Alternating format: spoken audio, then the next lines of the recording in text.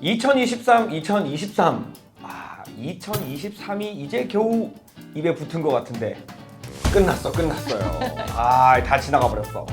톡톡 튀는 토크로 채우는 정신건강 토크쇼 울주 마음건강TV 멘탈 멘탈 톡톡. 톡톡.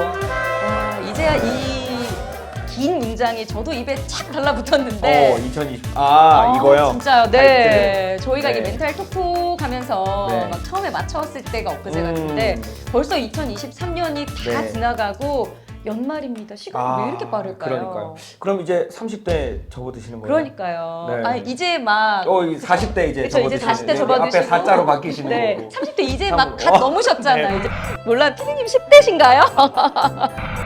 야, 진짜 시간이 너무 빨리 흘러갑니다. 네. 그동안 저희가 이제 멘탈 톡톡 하면서 우리 울주 마음건강TV 시청자 여러분들께 정말 많은 이야기들을 전해드리고 우리의 마음 건강, 정신 건강을 챙기기 위한 좋은 콘텐츠들로 찾아뵀었는데요. 하면서 저도 너무 많이 배웠어요. 저도 사실은. 정말 많이 배웠습니다. 네. 그렇죠. 1년 사실은 동안 많은 이야기들을 나눴어요. 저희 뭐 일한다고 모였는데 네. 일하는 것 같지 않고 좀 약간 놀면서 배우는 느낌으로 맞아요. 진짜 저도 뭐 약 복용 방법이라든지 네.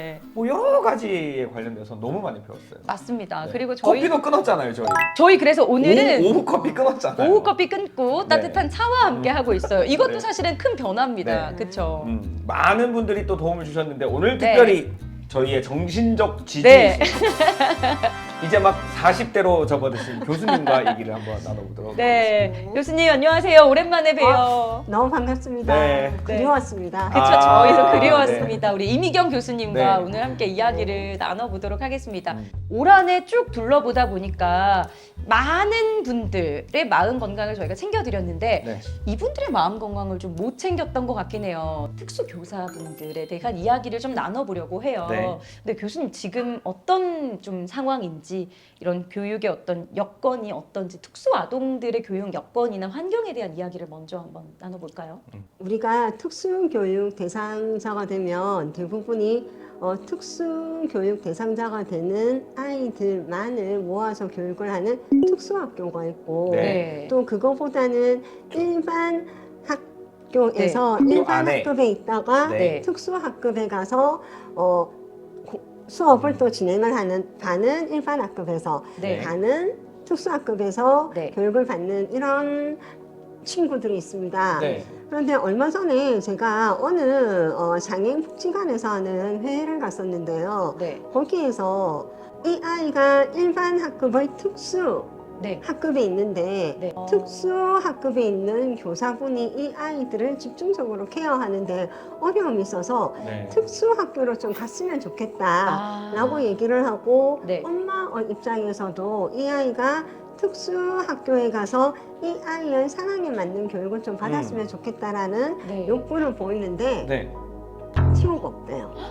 특수 학교에 갈 수 있는 자리가 없다는 네네. 얘기인가요? 부모님들 같은 경우에는 우리 아이를 특수 학교에 보내서 처음 출발부터 네. 너무 다른 아이들이랑 다르게 성장하는 걸 원하지 않기 때문에 네. 일반 일반 학교에 학교에서. 특수학급으로 보내는 경우가 있는데 네. 네. 이렇게 되면 일반 학교에서 특수학교로 전하기 어려워요. 이미 처음에 일반 학교로 네, 입학을 네. 했기 때문에. 네, 네. 아니 근데 저는 만약에 부모님 입장이면 일반 학급에 보내고 싶을 것 같아요. 좀 이게 어울려서 약간, 같이 생활할 수 좀 있도록. 부정해야 될 것 같은. 우리 아이는 아직 그 정도 아니야. 네. 이 특수 학교에 가야 될 만큼 아니야. 이게 좀 그런 차이가 있을 것 같아요. 부모님이 바라보는 우리 아이들, 그리고 이제 정확하게 객관적으로 좀 볼 수 있는 아이들의 어떤 차이 때문에 그런 있을 수 현상이 있겠네요. 생길 수 있을 네. 것 같은데 어때요? 결국은 비장애인과 함께 이 세상을 살아나가야 하기 때문에 네. 일반 학교에서 일반 학급과 특수 학급을 반반 교육을 받는 게 좀 도움이 된다라고 개인적으로 생각을 하고 있습니다. 네. 기본은 그래야 한다고 생각을 합니다. 네. 그런데 이런 게 굉장히 힘든 아이들이 있어요. 예를 들면 네. 내가 그 특수학급에서 생활을 하면서도 내 감정 통제가 제대로 되지 않아서 내가 화가 나면 본인의 막 이렇게 몸을 막 이렇게 벽에 부딪힌다거나 그러면 본인의 안전이 위험할 수 있잖아요. 그렇죠. 분노라든가 네. 그다음에 행동의 통제라든가 이런 것들이 어려움이 있다면 네. 그 아이들에게 좀 더 초점이 맞추어져 있는 교육도 필요하지 않을까라는 생각이 듭니다. 네. 제가 아는 가까운 네. 사람 중에 특수교사 한 분 있거든요. 있어요? 네. 근데 이제 그분 얘기로는 네. 너는 담당된 학생 수도 적고 아. 오전에는 수업도 안 하면서 네. 뭐가 그렇게 힘들다는 거냐. 음. 나는 이게 주변에 이제 따가운 시선들이 인식들, 있다고 시선들. 하더라고요. 네. 어떠실까요? 익명의 이분들이 제보자입니다. 겪는 네, 익명의 네. 제보자께서 그런 제보를 해주셨는데 네. 뭐 이렇게 편할 수도 있다 생각하지만 저는 그렇게 생각하지 않습니다. 네. 우리가 행동 통제가 안 돼서 일어났다 앉았다 일어났다 앉았다 하고 물건을 막 이렇게 흐트리고 네. 저기 가서 물건을 넘기기도 네. 하고 네, 네. 아까 얘기했던 것처럼 본인을 뭐 머리를 그렇죠. 벽에 부딪히고 아이 한 명과 네. 그냥 선생님의 이야기를 잘 따라오는 20명과 네. 누가 더 힘들까요? 그거는 굉장히 어려운 문제라는 거죠. 맞아요. 그리고 그거는 한 명이 아니라는 거죠. 네. 그런 아이를 특수교사는 한 서너 명 이렇게 봐야 한다면 이 아이를 네. 돌보는 사이에 그렇죠. 저 아이에게 또 어려움이 생기면 맞아요. 이 아이의 안전도 돌봐야 하고 네. 이 아이가 보이는 문제와 또 이 아이가 보이는 문제가 다르겠죠. 다르기 때문에 네. 네. 대처하는 방법도 굉장히 달라야 하는데 네. 그래서 너무 힘드실 것 같아요. 부모님들은 어떤 교육이나 뭐 이런 걸 통해서 좀 더 아이들을 잘 들여다보고 좋은 방향으로 이끌어갈 수 있을까요? 부모님은 내 아이가 장애면 이거 숨기려고만 하세요. 음. 그리고 이게 내 책임이다. 네. 네. 내가 다 떠안고 가야 한다. 음. 사실은 부모님들이 제일 먼저 오면은 제가 뭘 잘못해서 이 아이가 이럴까요? 이런 얘기도 정말 그러니까 많이 본인이 하시거든요. 죄책감을 가지고 계신 분들이 너무 네. 많더라고요. 네. 나 때문이다 이렇게 어. 생각하시는 분들이. 자책하실 필요는 없으시잖아요. 그럼요. 그래서 저는 부모 교육에 가장 중요한 게 그런 네. 부분이라고 생각합니다. 네. 내가 잘못한 게 아니라 지금 내가 너무 힘들다는 거. 네. 그래서 도움을 받아야 한다는 네. 거. 그리고 장애가 있는 아이의 상황을 좀 객관적으로 바라보는 우리 아이의 상황을 받아들이고 거기에 맞게 이 아이에 대한 교육이라든가 또는 서비스라든가 네. 이런 것들이 진행이 되는 것들이 자녀를 위해서 가장 좋지 않을까라는 생각이 듭니다. 다 부모님이 감당할 수는 전 없다라고 보거든요. 네, 네. 사회가 함께 좀 나누어야 하고요.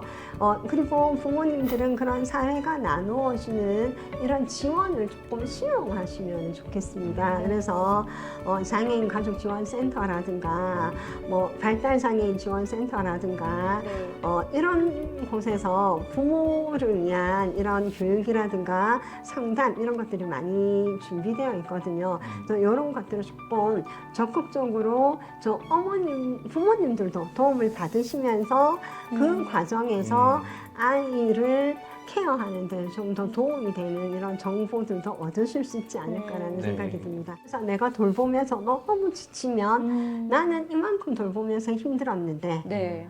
4시간 보면서 그걸 감당을 못하는 이제 이런 네. 마음이 좀 생기게 되는 거죠.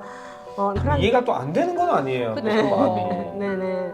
특수교사분들 같은 경우에는 단시간에 어려움이 있는 친구를 많이 봐야 하는, 그래서 다양한 문제와 다양한 상황에 노출되어서 감당해야 되는 것들이 굉장히 짧은 시간이지만 많은 네. 이런 어려움이 있을 것 같고요. 그런데 부모님들 같은 경우에는요, 평생인 거죠. 평생이고 태어날 때부터. 24시간이고 그다음에 잠시 이 아이를 맡길 데가 없어서 단 한 번 여행도 가보지 못하는.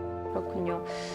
그 사실은 그 유명인이 이제 본인의 자녀를 특수학급에 보내면서 녹음기를 넣어서 보내서 이제 조금 그걸로 인해서 문제가 불거진 적이 있었어요. 근데 이런 경우는 교수님 어떻게 보세요? 굉장히 조심스러운 부분입니다만 녹음기를 넣은 데는 분명히 또 이유가 있을 것이고. 네. 근데 저는 이제 그런 사건들도 굉장히 중요하지만 저는 더 중요한 말씀을 좀 드리고 싶은 게 우리가 아이가 건강하게 자라나기 위해서 가장 전제 조건이 되는 게 부모님이 싸우지 않는 거잖아요. 그런 것처럼 혹시 저희 집 얘기하시는 건가요? 감독님 그렇게 크게 웃으시면 거짓말 같잖아요. 저 실제로 진짜. 그게 가장 중요합니다. 부모가 그 어떤 모습보다도 서로를 존중하고 서로를 아끼고 서로를 배려하는 아니 어떻게 그렇게 잘하세요? CCTV가 있는 것처럼 저희 집에. 그런 가정에서 자란 아이가 가장 건강하게 자랄 수 있거든요. 그거는 장애 아동에게도 동일합니다. 근데 장애 아동에게는 특수교사라고 하는 또 다른 보호자가 있는 거죠. 네. 그러면 특수교사와 부모님이 갈등 관계에 놓여 있다면 이 장애 아동은 굉장히 혼란함을 느낄 겁니다. 상호 신뢰를 갖는 게 장애 아동의 좀 돌봄이라든가 교육이라든가 또는 적응을 위해서는 가장 필요하지 않을까라는 생각이 듭니다. 그 익명의 제보자가 네. 그런 얘기를 좀 하더라고요. 뭐 하고 싶은 얘기 없냐 물어봤더니 잘하나 못하나를 이렇게 지켜보려고 하지 말고 궁금한 점이 있으면 네. 먼저 상담 요청을 좀 해주면 좋겠다는 거예요. 부모님들이. 네. 네. 애 다 잘 키워보자는 의미에서 지금 다 모여가지고 이제 하는 건데, 그렇죠? 그럼요. 맞아요. 그렇습니다. 그 교사분이나 부모님이나 지향점은 같다라는 거죠. 맞습니다. 아이의 건강한 성장과 그렇죠. 이 사회의 한 구성원으로서 네. 생활해 나가는 잘 준비될 수 있게. 네. 네, 우리가 왜 그 교우 관계가 원만하다 막 이런 말을 쓰잖아요. 제 얘기하시는 건가요? 오늘 제 얘기 엄청 많이 그렇네요. 교우 관계가 굉장히 원만하시, 네. 동골동골하게 그렇죠, 이렇게 그렇죠. 지내시는 교우 관계가 분이잖아요. 원만하고 주의가 산만했죠. 비슷한 어떤 좀 어려움을 겪고 있는 우리 특수 아동들 그리고 또 뭐 장애 부모님들 그리고 선생님들 이런 분들이 법적인 뭐 소송까지 가기 전에 좀 원만하게 해결할 수 있는 방법이 있다면 교수님께서 마지막으로 한번 정리해 주실까요? 일단은 완충 시대가 좀 있어야 하는 것 같아요. 특수교사와 보호자 사이에는 좀 학교 당국이 완충 역할을 좀 해주는 것들도 좀 필요할 것 같고요. 네. 그다음에 뭐 부모님을 위해서는 아까 얘기했던 것처럼 그 장애인 가족 지원센터라든가 네. 발달장애인 지원센터라든가 이런 쪽을 좀 많이 이용하시는, 왜냐하면 내가 교사한테 받았던 어떤 힘듦이 있다면 그런 것 좀 완충지대에 가서 토로할 수 있는 네. 이런 것들도 좀 필요한 것 같고요. 저는 결국은 특수교사도 어떤 의미에서는 근로자이거든요. 그럼요. 그래서 그렇죠. 이런 분들이 근로를 하는 과정에 경험하게 되는 이런 심리 정서적인 어려움을 지원할 수 있는 시스템도 있어야 된다고 생각을 합니다. 이제는 꼭 필요한 것 같아요. 그럼요. 선생님들의 그 교권 보호를 위해서도 반드시 필요한 부분인 것 같습니다. 네. 오늘 이렇게 또 저희가 장애 아동과 또 특수교사에 관한 이야기를 좀 나눠봤는데요. 우리 모두가 서로 상호 존중하고 이해하면서 네. 원만하게 소통하고 잘 자라날 수 네. 있는 우리 아이들을 위해서 마음을 좀 많이 모을 수 있었으면 좋겠습니다. 네. 마음이 아플 땐 왜 참기만 해요. 고민하지 말고 상담 받으시죠.